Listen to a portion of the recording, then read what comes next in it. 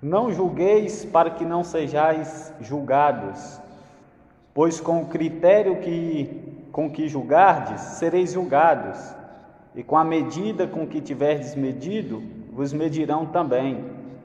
Porque vês tu o argueiro no olho do teu irmão, porém não reparas na trave que está no teu próprio? Ou como dirás a teu irmão: deixa-me tirar o argueiro do teu olho, quando tens a trave no teu? Hipócrita, tira primeiro a trave do teu olho, e então verás claramente para tirar o argueiro do olho de teu irmão. Não deis aos cães o que é santo, nem lanceis ante os porcos as vossas pérolas, para que não as pisem com os pés, e voltando-se vos dilacerem. Versículo 7. Pedi e dar-se-vos-á, buscais e achareis, batei, abrir-se-vos-á. Pois todo o que pede, recebe, o que busca, encontra, e a quem bate, abrir-se-lhe-á. Ou qual dentre vós é o homem que, se porventura o filho lhe pedir pão, lhe dará pedra? Ou se lhe pedir um peixe, lhe dará uma cobra? Ora, se vós, que sois maus, sabeis dar boas dádivas aos vossos filhos, quanto mais vosso Pai, que está nos céus, dará boas coisas aos que lhe pedirem? Tudo quanto, pois, quereis que os homens vos façam, assim fazei-o vós também a eles, porque esta é a lei e os profetas. Entrai pela porta estreita, larga é a porta e espaçoso o caminho que conduz para a perdição, e são muitos os que entram por ela, porque estreita é a porta e apertado o caminho que conduz para a vida, e são poucos os que acertam com ela. Acautelai-vos dos falsos profetas, que se vos apresentam disfarçados em ovelhas, mas por dentro são lobos roubadores. Pelos seus frutos os conhecereis. Colhem-se porventura uva do espinheiro, ou figo dos abrolhos? Assim toda árvore boa produz bons frutos, porém a árvore má produz frutos maus. Não pode a árvore boa produzir frutos maus, nem a árvore má produzir frutos bons. Toda árvore que não produz bom fruto é cortada e lançada ao fogo. Assim, pois, pelos seus frutos os conhecereis. Versículo 21. Nem todo o que me diz, Senhor, Senhor, entrará no reino dos céus, mas aquele que faz a vontade de meu Pai, que está nos céus. Muitos naquele dia hão de dizer-me, Senhor, Senhor, porventura não temos nós profetizados em teu nome, e em teu nome não expelimos demônios, e em teu nome não fizemos muitos milagres? Então lhes direi explicitamente, nunca vos conheci, apartai-vos de mim, os que praticais a iniquidade. Amém, meus irmãos, até aqui. As crianças vão subir hoje? Vamos. As crianças vão subir, nós vamos fazer uma oração para o estudo, para que Deus abençoe o estudo das irmãs lá em cima também. Pastor, ora por nós. Vamos orar, Senhor Deus, nós te bendizemos, te exaltamos, ó Deus, nós te agradecemos pela noite, pelo descanso, pelo dia de hoje.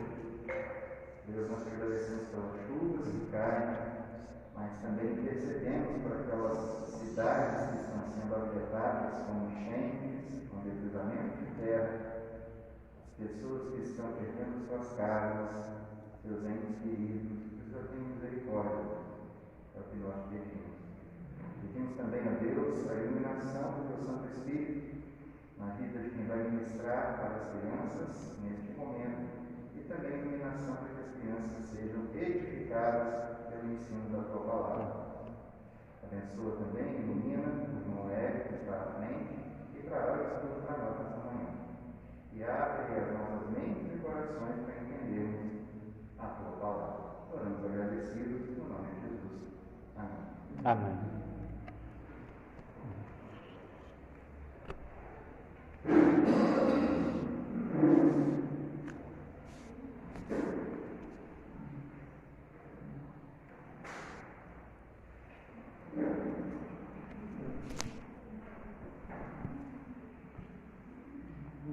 Meus irmãos, hoje nós vamos falar sobre o Sermão do Monte, Mateus capítulo 7, 11 ao 23. Nós sabemos que Jesus,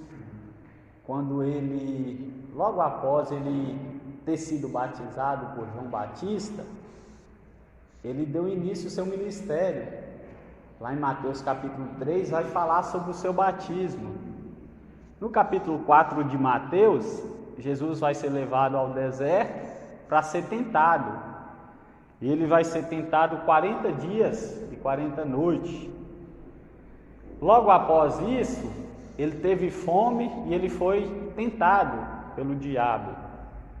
Só que Jesus não cedeu, Jesus passou no teste.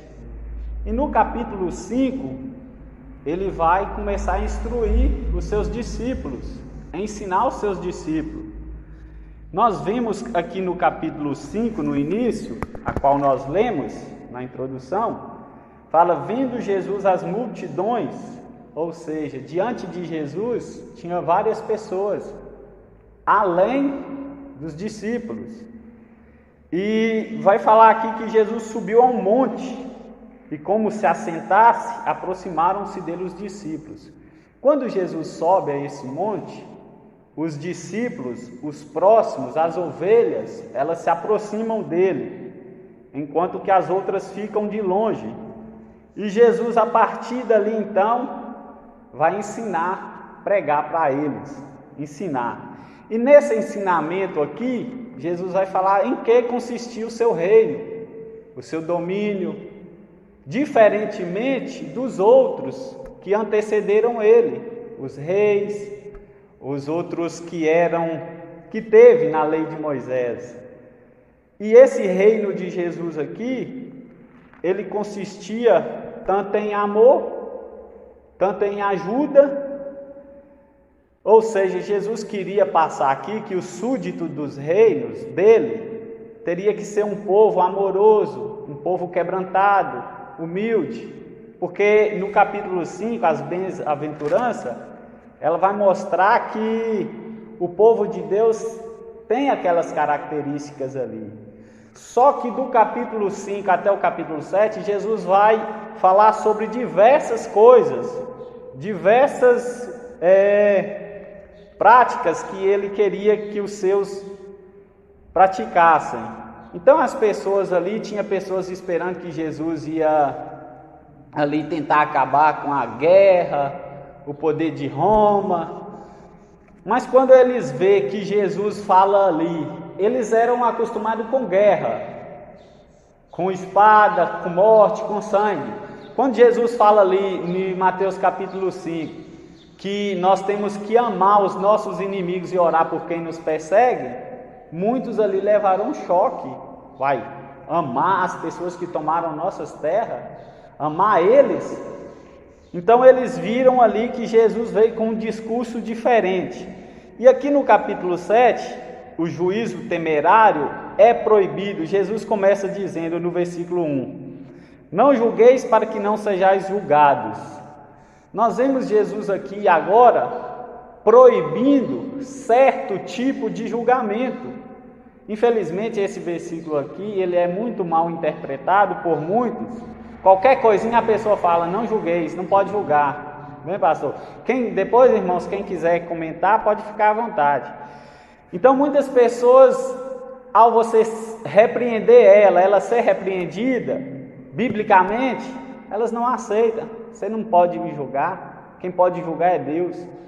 Tem um teólogo que fala: você que diz que ninguém pode te julgar e só Deus pode te julgar, você não teme ao saber que só Ele pode te julgar? Então, meus irmãos, quando Jesus fala: não julgueis para que não sejais julgado, não é todo tipo de julgamento que Ele está proibindo, não. É um. Qual é esse julgamento que Ele está proibindo? É aquele julgamento precipitado, sem conhecer, sem estar... não conhece os fatos e fala sem saber, está distante dos acontecimentos. A palavra julgar, ela tem vários sentidos. Ela significa avaliar, analisar, calcular, qualificar, achar, reputar, resolver, determinar, pensar, conjecturar, imaginar, presumir, pressupor, supor e acreditar. Então, como revela o contexto, não se trata de uma proibição de todos os julgamentos, porque lá no versículo 16 diz: pelos seus frutos os conhecereis, colhe-se porventura uva dos espinheiros, ou figo dos abrolhos? Então, existe um tipo de julgamento justo que devemos exercer com cuidadoso discernimento. Se você que está aqui nessa manhã pensa que não pode julgar qualquer coisa, vários julgamentos nós podemos fazer. Lá em João capítulo 7, versículo 24, diz assim: não julgueis segundo a aparência, e sim pela reta justiça. Ou seja, então, esse julgamento pela aparência, ele é proibido, não é para nós julgar esse tipo de julgamento, a aparência. Vou dar um exemplo aqui. Às vezes aparece uma pessoa, vamos supor, o pastor chegou com a família. Talvez nós nem conhecemos o contexto de vida dele, dentro da sua casa, diante da sociedade, mas pode ser que tenha alguém que comece a julgar eles pela aparência deles. Esse tipo de julgamento é proibido, é pecado diante de Deus. Deus está proibindo esse tipo de julgamento, sem desconhecer. Ou então, meus irmãos, ele continua dizendo aqui: julgamento hipócrita, de censura, de crítica, de justiça própria e outros tipos de julgamentos injustos são proibidos. O julgamento hipócrita, o julgamento que é falso, é uma mentira, é um fingimento, é uma farsa, esse tipo de julgamento é pecado. E Jesus condena ele. Aí ele fala, continua dizendo: porém, para cumprir os mandamentos que se seguem, porém é necessário discernir os cães e os porcos, do versículo 6 e do versículo 5, 3 ao 5. Então, meus irmãos, para os irmãos entender, quando nós repreendemos algum irmão, alguma pessoa que está em pecado, está em falta, saiba que você tem todo o direito de repreender, mas primeiro você tem que estar com a sua vida santa, reta diante de Deus, porque o texto continua dizendo: como você há de tirar o argueiro do olho dele, sendo que no teu você tem? Então, esse tipo de julgamento precipitado, essa crítica, ela é condenada. Não julgueis, essa frase não é uma proibição absoluta e irrestrita ao julgamento ou avaliação de outros, pois o verso 5 indica que quando a vida de um indivíduo é pura, ele pode tirar o argueiro do olho de seu irmão. O que o versículo 1 significa é que o seguidor de Cristo deve viver de maneira não sujeita à censura, não sujeita às críticas, não sujeita à desaprovação, reprovação.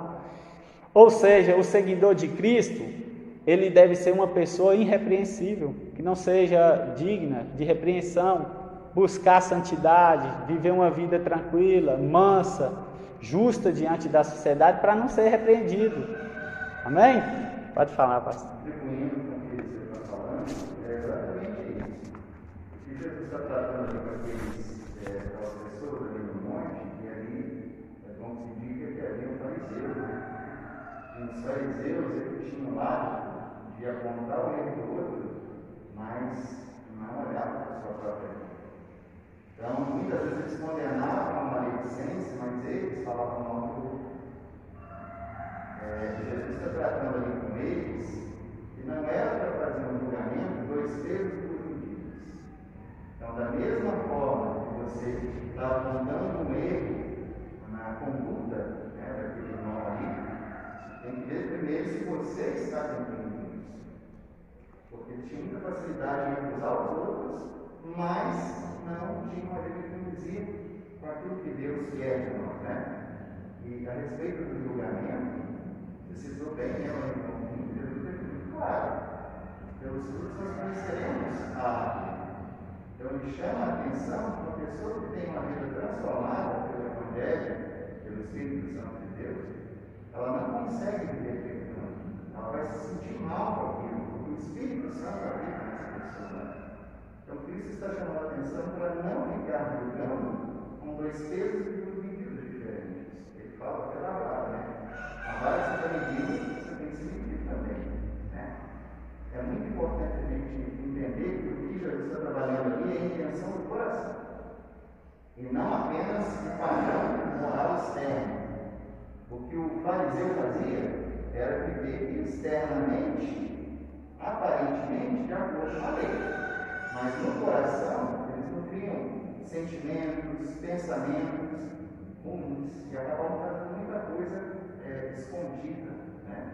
E quando alguém cometia uma falha, eles eram os primeiros a contar dele. E aí Cristo entra tratando isso. É muito bom. Amém, irmãos? Entenderam? Versículo 2: Pois com o critério com que julgardes, sereis julgados, e com a medida com que tiveres medido, os medirão também. Agora no versículo 2, Jesus está querendo dizer: qualquer motivo errado e pecaminoso do qual culpamos a outros, por último, seremos julgados dos mesmos motivos. É o que o pastor falou aqui, ele apontava os dedos para as pessoas que cometiam o pecado, sendo que eles também estavam praticando. E Jesus diz: e com a medida com que tivesse medido, vos medirão. Aqui ele dá uma dupla ênfase, é dada aqui a fim de expor a seriedade das palavras do nosso Senhor. Quando julgamos a outros, julgamos a nós mesmos. Então, meus irmãos, que nós venhamos ter cuidado com isso, ver se nós, quando repreendemos alguém, admoestamos, será que nós temos cumprido aquilo a qual nós está cobrando da pessoa? Vale um alerta para nós. Versículo 3: Por que vês tu o argueiro no olho de teu irmão, porém não reparas na trave que está no teu próprio? A palavra argueiro significa cisco, partícula ou uma palhinha. O crente não deve procurar por uma falta ou uma maldade na vida das pessoas, principalmente na vida dos irmãos. Temos muitas coisas em nossas vidas que precisam ser eliminadas, sem procurar falta em outras pessoas. Infelizmente, tem muitas pessoas, dentro do contexto religioso, que fica procurando falha nas outras pessoas. E quando elas erram, elas tentam justificar os seus pecados com a vida. Eu fiz isso, fulano também fez. Eu fiz isso por conta disso. Isso é hipocrisia. Então o argueiro e a trave estão em disputa uma a outra. Julgar constantemente a outras pessoas demonstra o fato de que somos piores que as pessoas que julgamos. Entenderam, meus irmãos? Esse julgamento aqui, ele é pecaminoso, proibido por Jesus. Agora o versículo 4. Ou como dirás a teu irmão: deixa-me primeiro tirar o argueiro do teu olho, quando tens a trave no teu? Me deixa tirar o argueiro do teu olho? Olha a seriedade de nos estabelecer a nós mesmos como juiz, ou como jurado, ou como executor. O fato é que as pessoas que julgam a outros, certamente estão em uma condição espiritual ainda pior do que aquele que está sendo julgado. Então, tem muitas pessoas vivendo uma vida que não está em acordo com a palavra de Deus, está querendo ser exemplo, está querendo repreender, admoestar, falar da pessoa, mas sendo que a sua vida está vivendo uma vida de fachada, hipocrisia. Aí o versículo 5, Jesus conclui esse assunto dizendo: o hipócrita refere-se o quê? A pessoa fingida, falsa, finge ser o que não é. Hipócrita, tira primeiro a trave do teu olho, e então verás claramente para tirar o argueiro do olho do teu irmão. Então quer dizer aqui, conserta a sua vida primeiro, se arrependa de verdade e mude de vida, e então ajudará o outro, o próximo, repreenderá com amor ao próximo. E Jesus vai diante e confronta o pecado desses fariseus, hipócrita, seus fingidos, seus falsos. Tira primeiro o argueiro do teu olho, muda de vida, se arrependa primeiro, conserta a sua vida, para depois vocês apontar o erro, para depois vocês ajudar. Vocês não estão em condição de ajudar o próximo, porque vocês estão em pecado. Agora o versículo 6. Não deis o que é santo aos cães, não deis aos cães o que é santo, nem lanceis ante os porcos as vossas pérolas, para que não as pisem com os pés, e voltando-se vos dilacerem. Agora aqui também, meus irmãos, Jesus vai falar de um princípio que ele mesmo não realizou muitos milagres na frente de muitos incrédulos, fariseus. Esse princípio aqui de não jogar pérolas aos porcos é uma das razões de Jesus não ter realizado milagres para os que não criam. Lá em Mateus 13:58 vai falar que Jesus, vamos ler Mateus 13:58?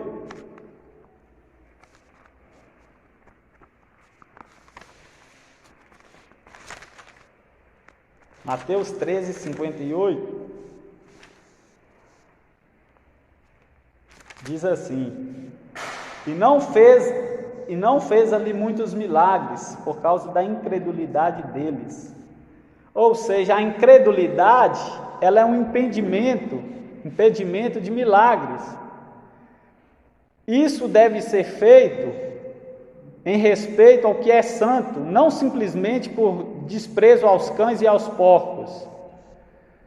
Quando Jesus não faz aqueles milagres ali na frente dos incrédulos, não é que Jesus não amava eles, senão ia entrar em contradição, amai os vossos inimigos. Não é isso. Isso deve ser feito em respeito ao que é santo, não simplesmente por desprezo aos cães e aos porcos. Nada aqui contradiz o princípio de amar os inimigos. Este versículo quer dizer a maneira de lidar com os inimigos. E o verso 6 quer nos dizer a maneira como se trata o evangelho diante daqueles que odeiam a verdade. Ou seja, você vai pregar para alguém, ensinar as escrituras para alguém, mas essa pessoa ela rejeita. Você tenta uma vez, tenta a segunda vez, ela não dá crédito, ela zomba, ela critica, escarnece do evangelho, escarnece do que Cristo fez. Não joga as pérolas aos porcos, não joga a palavra, não, ela já está com a sua mente cauterizada, endurecida. Então, meus irmãos, que nós venhamos aprender com Jesus. A razão de muitos milagres não serem feitos em vista dos fariseus, de outras pessoas, era o quê? A incredulidade. Que nós venhamos tirar a incredulidade do nosso coração e crer em Jesus, que nós vamos ver os seus feitos em nossas vidas. Nós vamos ver que Jesus tem muita coisa, muitos benefícios, privilégios que Ele quer nos dar, mas talvez nós estamos meio desacreditados, sem esperança, sem entusiasmo, sem expectativa, então não acontece. Mas às vezes nós precisamos crer que Deus fará. Mas o contexto aqui está querendo dizer sobre pérolas, ou seja, a pérola é de grande valor. A palavra, ela tem um valor imenso, é um tesouro. Que nós não venhamos jogar essa palavra para os porcos, para que eles não venham abusar. Versículo 7: pedi e dar-se-vos-á, buscais e achareis, bateis e abrir-se-vos-á. Se pedimos, será dado. Se pedimos pela sabedoria com relação de resolver algumas coisas que vai glorificar a Deus, nos será dado. Pode ser que a resposta não venha imediatamente. Portanto, devemos procurar e buscar e saber a razão pela qual a resposta não chega. Então, meus irmãos, nós temos que pedir. Jesus aqui nesse sermão, ele vai mudando sempre o discurso. Agora ele vai falar sobre o sentido de orar. Ele está motivando as pessoas, incentivando a orar. Aí ele fala: pedir e dar-se-vos-á. O crente tem que pedir. O crente tem que buscar, tem que pedir, tem que bater, para que seja dado. E o versículo 8 diz: pois todo o que pede recebe, o que busca encontra, e quem bate abrir-se-lhe-á. Isso só quando vamos com um coração sincero, quebrantado, arrependido, contrito diante do Senhor. Então, que nós venhamos buscar, que nós venhamos bater, para que nós podemos achar e a porta ser abrida para nós. Agora o versículo 9 ao 11. O qual dentre vós é o homem que, se porventura o filho lhe pedir pão, lhe dará pedra? Ou se lhe pedir um peixe, lhe dará uma cobra? Ora, se vós que sois maus, sabeis dar boas dádivas aos vossos filhos, quanto mais vosso Pai que está nos céus dará boas coisas aos que lhe pedirem. Olha só, Jesus aqui está dizendo: olha, se vós, sendo maus, Jesus aqui está lembrando da depravação total, nós somos maus. Se vós, sendo maus, Jesus pressupõe a doutrina da depravação. Se vós, sendo mau, sabe dar boas coisas, nós que estamos aqui, você que é pai, você que é mãe, seu filho lhe pede um pão, nós não iremos dar uma pedra. E se pedir um peixe, nós não vamos dar uma cobra. E olha que nós somos maus no sentido da depravação que recebemos de Adão ali, que está lá em Romanos. E Jesus fala que quanto mais o vosso Pai Celestial, se os pais terrenos dão a seus filhos coisas boas, aquilo que eles precisam, como Deus não nos dará a seus filhos os que Ele pede? Então, meus irmãos, que nós venhamos pedir a Deus coisas boas, que glorificam o nome dEle, Ele há de nos dar. Mas ao pedir, pede com fé, não duvidando. Que nós venhamos orar nesse sentido, pedir a Deus um avivamento sobre essa igreja, pedir a Deus transformação de vida, pedir a Deus algo na nossa vida que nós estamos necessitando, mas que iremos glorificar Ele, testemunhar dEle, proclamar, anunciar Ele e contar esses testemunhos para a edificação da igreja. Cristo tem boas coisas para dar ao seu povo. Cristo tem revelação, Cristo tem revestimento de poder, Cristo tem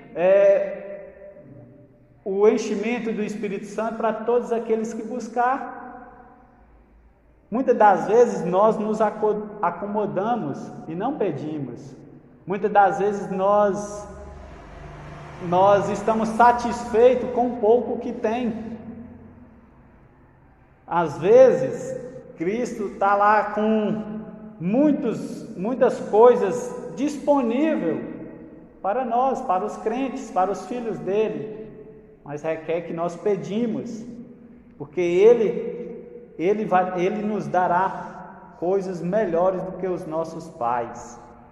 Agora o versículo 12: tudo quanto, pois, quereis que os homens vos façam, assim fazei-o vós também a eles, porque esta é a lei e os profetas. Ou seja, eu não devo fazer a outra pessoa o que eu não quero que seja feito por mim.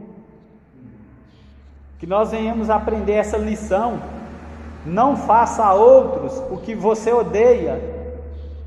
Não dá a outro o que você não queira receber. Jesus deu um mandamento positivo, enriquecendo o seu significado e enfatizando que esse imperativo resume de maneira precisa a essência dos princípios éticos contidos na lei e nos profetas. Jesus está dando o princípio que está lá na lei de Moisés e dos profetas, os profetas maiores e os profetas menores. Jesus está usando o princípio lá da lei de Moisés, que nós venhamos fazer ao próximo, aos outros, coisas boas, não aquilo que nós não queremos que seja feito para nós. Amém? Vamos continuar o versículo 13 e o 14. As duas entradas. Entrai pela porta estreita, larga é a porta e espaçoso o caminho que conduz para a perdição, e são muitos os que entram por ela. Porque estreita é a porta e apertado o caminho que conduz para a vida, e são poucos os que acertam com ela. Agora, Jesus vai falar sobre uma outra seção, sobre as duas entradas. Então, como ele vem mudando aqui o seu discurso, ele vai falar da entrada. Essa seção final do Sermão do Monte é uma aplicação geral do Evangelho. Estão presentes aqui duas portas, dois caminhos, dois destinos e dois grupos de pessoas, dois tipos de árvores e dois tipos de frutos. Cristo está traçando a linha de modo mais claro possível entre o caminho que leva à destruição e o caminho que leva à vida, ao céu. Então, meus irmãos, quando Jesus diz: entrai pela porta estreita, larga é a porta. Olha, o caminho, tanto a porta estreita quanto a larga aqui, nesse contexto, são tidas como dando entrada no reino de Deus. Dois caminhos são oferecidos para as pessoas, para os pecadores. A porta estreita é pela fé, enquanto a porta larga é pelas obras. A porta estreita é pela fé somente em Cristo Jesus, somente por meio de Cristo, somente por meio da obra que Cristo realizou, somente pelos méritos de Jesus. É apertado e exigente, exige santificação, enquanto que a larga, ela é por obras. Então a porta estreita, ela representa a verdadeira salvação, o verdadeiro evangelho, da maneira de Deus, que pode levar à vida eterna. Agora, a porta larga inclui todas as religiões de obras e de justiça própria, sem um caminho único, mas que leva ao inferno, não ao céu. Então, a porta larga, a Bíblia faz questão de dizer que são muitos que entram por ela. Muitos não querem renunciar os seus desejos pecaminosos. Olha só, anuncia aí um carro de som, passa anunciando que tem forró, que tem balada, que tem festa em tal lugar, R$10 o ingresso, multidões vão, paga para entrar. Mas se sai anunciando aí, hoje tem culto na presbiteriana, é de graça, não precisa pagar nada, são poucos, porque a porta larga, muitos não querem renunciar, muitos não querem pagar o preço, muitos querem levar uma vida conforme os seus prazeres, viver conforme os seus desejos. Agora, quando se fala dos caminhos de Deus, o caminho é apertado, é espinhoso, santificação, é difícil, exige que nós andemos num caminho apertado. Então, quando diz que é apertado, Cristo está enfatizando continuamente a dificuldade de segui-lo. Ele diz assim, Jesus diz lá em Mateus 16, 24 ao 25, aquele que quiser vir após mim, negue-se a si mesmo, tome a sua cruz e siga-me. Que aproveita o homem ganhar o mundo inteiro, perder a sua alma? Ou que dará o homem em resgate da sua alma? Então, meus irmãos, negue a si mesmo. Negar a nós não é fácil. A nossa carne, ela não se converte. Então, Jesus exige isso. Por isso que é apertado. Então, a salvação é apenas pela graça. Mas não é fácil. Ela exige conhecimento da verdade. Ela exige arrependimento, submissão a Cristo como Senhor e disposição de obedecer apenas à vontade de Deus e à sua palavra. Nós, quando recebemos Cristo como Salvador, nós agora não vivemos para fazer a nossa própria vontade mais. É a vontade dele. É o que ele requer de nós. E Jesus então continua dizendo, versículo 15, agora ele vai falar sobre os falsos profetas. Ele vai mudar de discurso mais uma vez. Versículo 15. Acautelai-vos dos falsos profetas, que se vos apresentam disfarçados em ovelhas, mas por dentro são lobos, roubadores ou devoradores. Então, nós temos que tomar muito cuidado. Nós vivemos dias que nós precisamos pedir de Deus muito discernimento espiritual e ler Bíblia e estudar, examinar a Bíblia mesmo.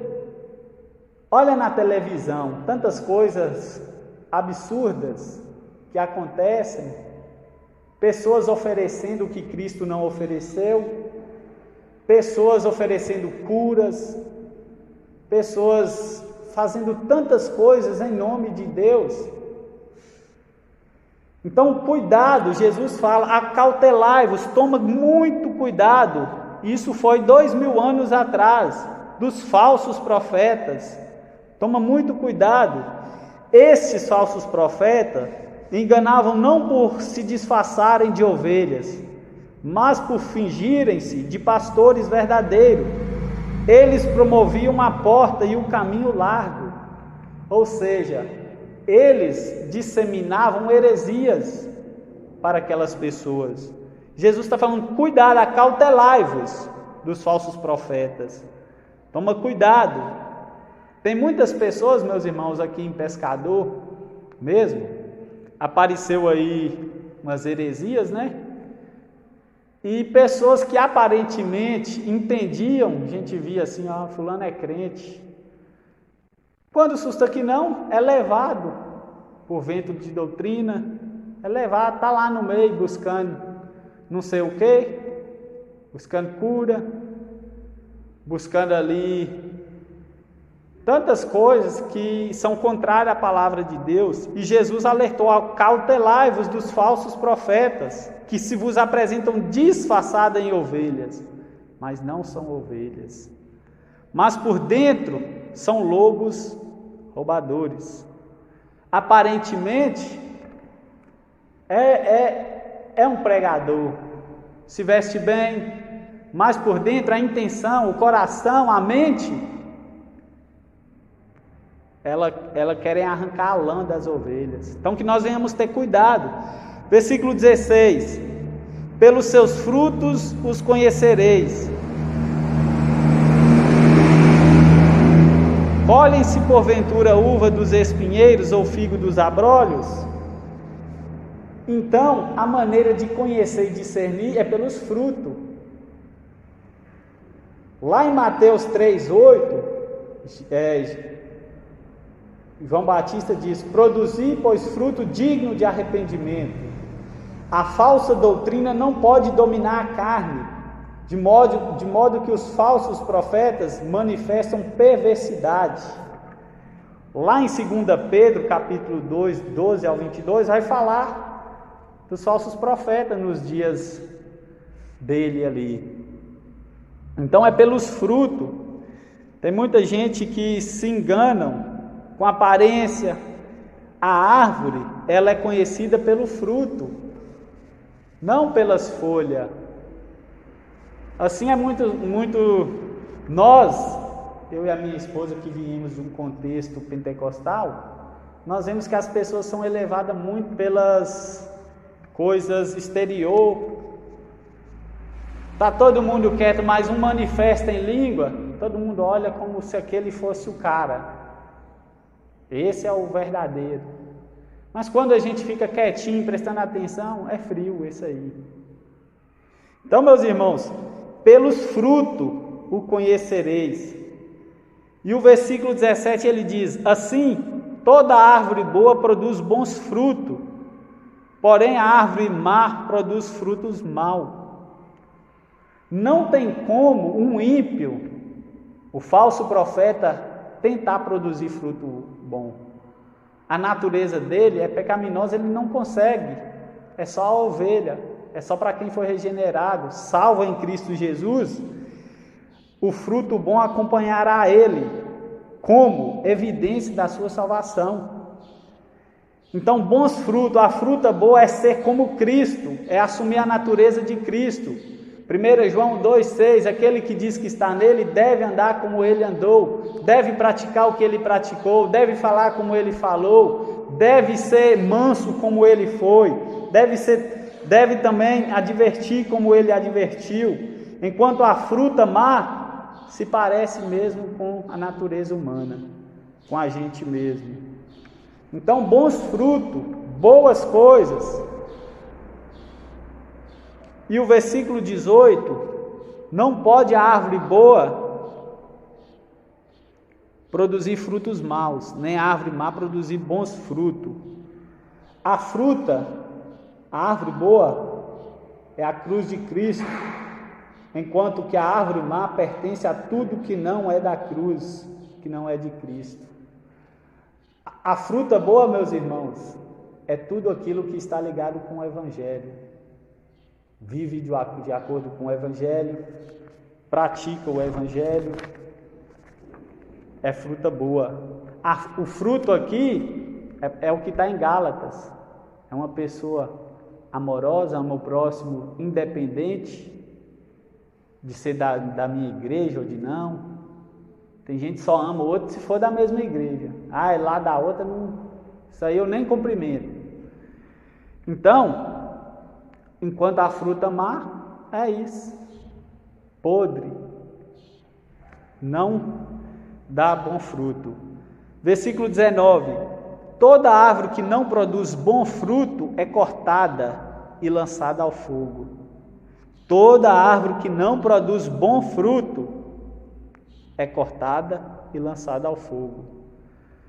A prova que é um crente verdadeiro é o fruto e não os dons. É o que está em Gálatas, o fruto do Espírito. Se não dá o fruto de Gálatas, é falso e será lançado fora, no fogo, no castigo. Aí o versículo 20, assim, pois, pelos seus frutos os conhecereis. Jesus aqui enfatiza a prova determinante que é um verdadeiro crente, é o fruto. Pode falar em língua, pode chorar no culto, pode levantar a mão, pode cantar, pode sorrir para todo mundo. A prova determinante é o fruto, é o caráter, é a conduta, é o estilo de vida. Então, ser cristão é estilo de vida, não é dizer eu sou, mas ir lá fora.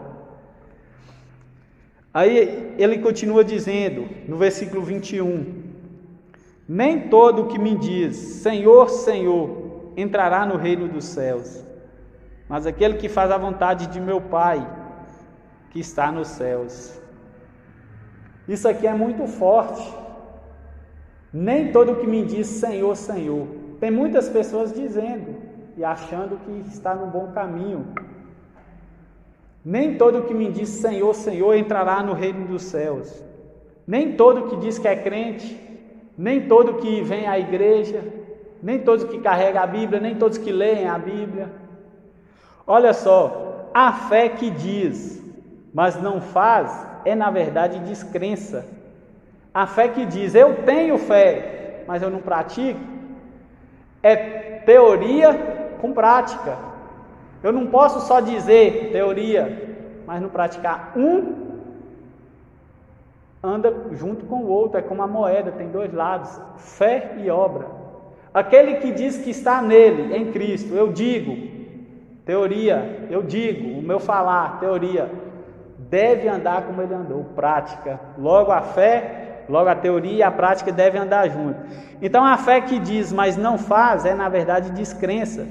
Jesus não estava sugerindo que obras podem obter a salvação, mas a fé verdadeira não deixará de produzir o fruto das boas obras. É exatamente esse ponto enfatizado em Tiago. Eu não posso dizer que eu tenho fé e não praticar boas obras. E eu não posso praticar as boas obras para querer ser salvo. Não é isso que Jesus está querendo dizer. A salvação é pela graça. Mas a prova daquele que foi alcançado pela graça se manifestará em obra. Efésios 2:10. Foi criado para as boas obras. Não é fazer as obras para ser salvo. Então, Tiago diz lá: meu irmão, que proveito tem o homem em dizer, tenho fé, e ver o irmão passando necessidade e dizer, vá em paz, mas não ajudar. Que fé, que obra é essa? Então, meus irmãos, isso é religiosidade. Agora o versículo 22.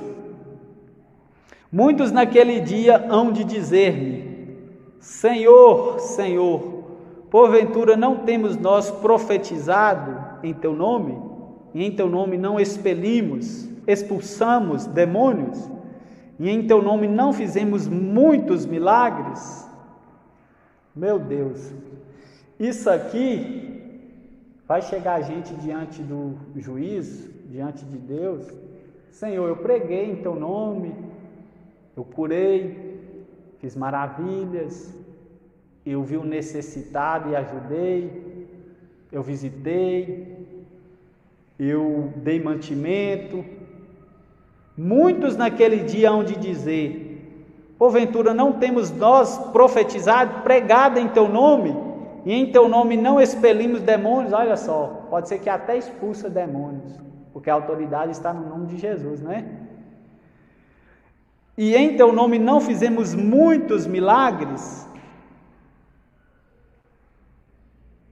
Isso aqui implica, irmãos, que tem uma probabilidade de muitas pessoas pelo mundo afora, universal aí, pregando, ensinando o nome de Jesus sem ser salva, ensinando o que não é.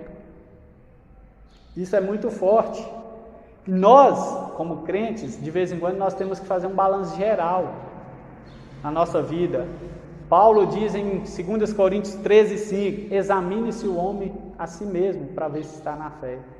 Nós temos que, tem vezes, olhar, chegar à tarde ou qualquer dia, meu Deus, o que é que meu coração, o que é que a minha mente hoje pensou? E pedir a Deus perdão, porque o nosso coração ele é enganoso. E aqui está dizendo que muitos naquele dia vão chegar todo alegre, vão entrar no céu, aí, a hora que... Vocês já assistem? Quem já assistiu o filme dos o Peregrino aqui? Assistiu? Tinha que ter o passaporte, né? Chegou lá, quase entrou, mas parou. Não tinha o certificado. Então, muitos naquele dia naquele dia hão de dizer-me, Senhor, Senhor. É o que está lá em Mateus 25:13. Abre a porta, Senhor. Muitas igrejas evangélicas, ou que se dizem evangélicas, mas que não estão ensinando o verdadeiro evangelho de Jesus. Né? Você está tratando de arrependimento.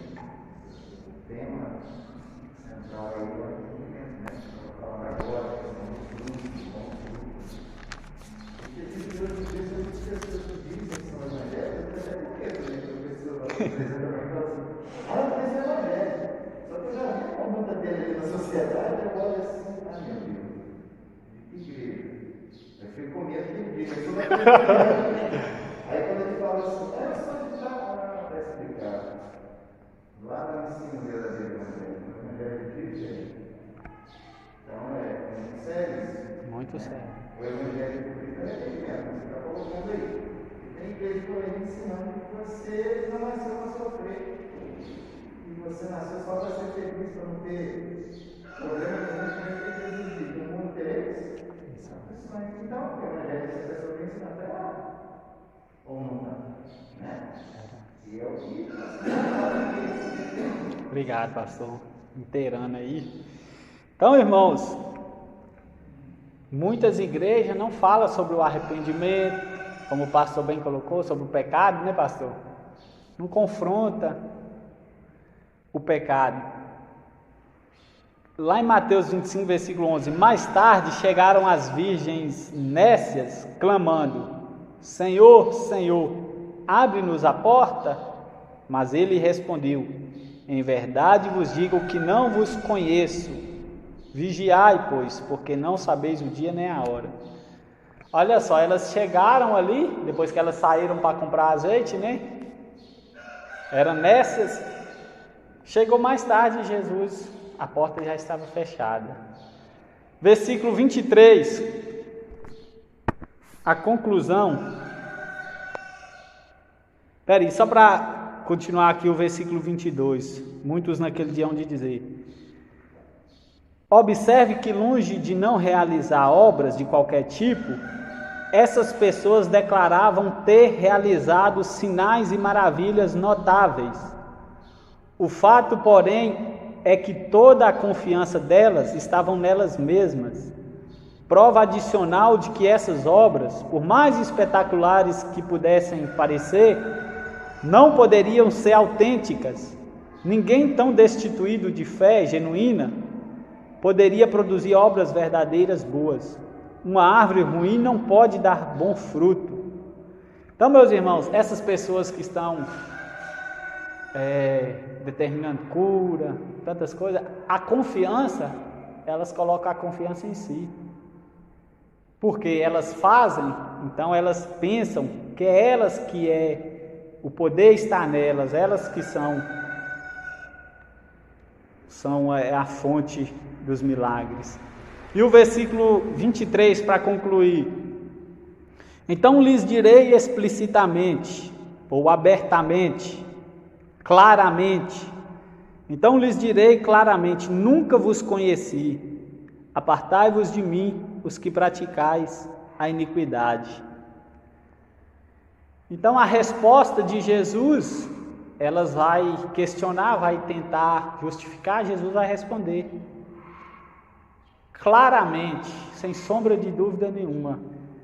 Nunca vos conheci, vocês nunca foram salvas, nunca foram regeneradas. Apartai-vos de mim, os que praticais a iniquidade.